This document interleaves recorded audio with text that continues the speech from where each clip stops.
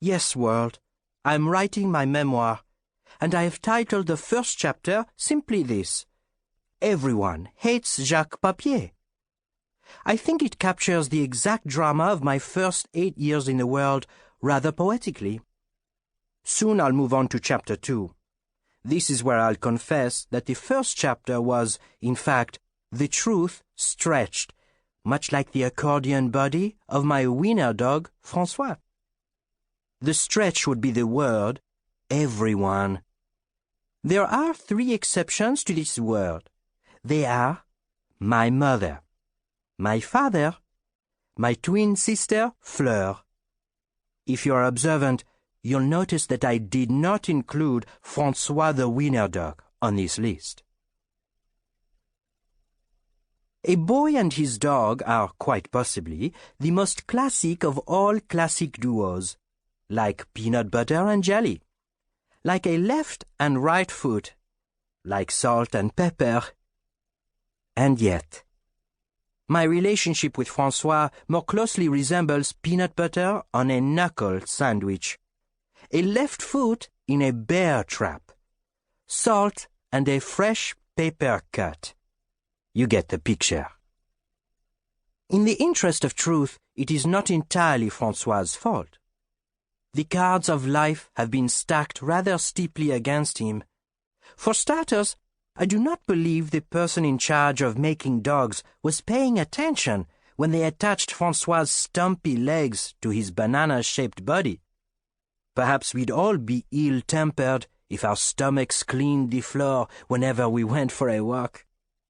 The day we brought him home as a puppy, François sniffed my sister and grinned. He sniffed me and began barking. A barking that has never ceased in the 8 years I've been within range of his villainous nose. It is true that papier is the French word for paper. However, my family does not make or sell paper. No, my family is in the imagination business. Are there really that many people who need puppets? Fleur asked her father. To be honest, I had often wondered the very same thing about our parents' puppet shop. Dear girl, our father answered, I think the real question is, who doesn't need a puppet? Florists, Fleur answered. Musicians? Chefs?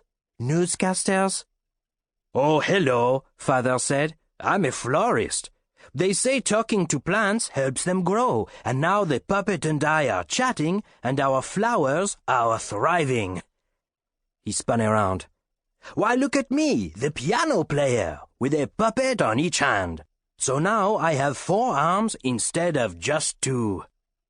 I'm a chef, but instead of an oven mitt, I have a puppet to pretend with. Oh, look, I'm a newscaster who once delivered the news alone, but now have a puppet for witty banter. Fine, Fleur said. Lonely people without anyone to talk to need puppets. Luckily, Jacques and I have each other, and we are going outside to play. I smiled, waved to our father, and followed Fleur out the door.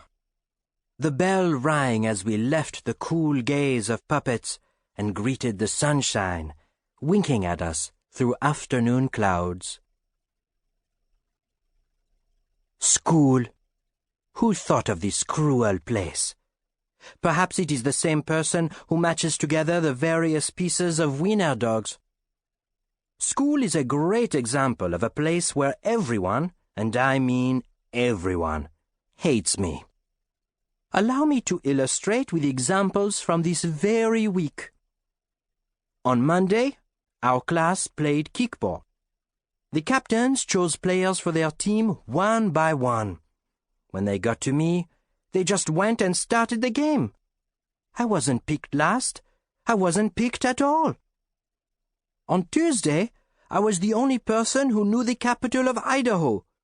I had my arm in the air, even waving it around like a hand puppet on the high C. But the teacher just said, Really? Nobody knows the answer. Nobody? On Wednesday, at lunch, A very husky boy nearly sat on me, and I had to scramble from my seat to avoid certain death. On Thursday, I waited in line for the bus, and before I could get on, the driver shut the door, right in my face. "Oh, come on!" I shouted, but the words disappeared in a cloud of exhaust. Fleur made the driver stop, got off, and walked home beside me. And so, on Friday morning, I begged my parents to let me stay home from school. They didn't even say no. They just gave me the silent treatment.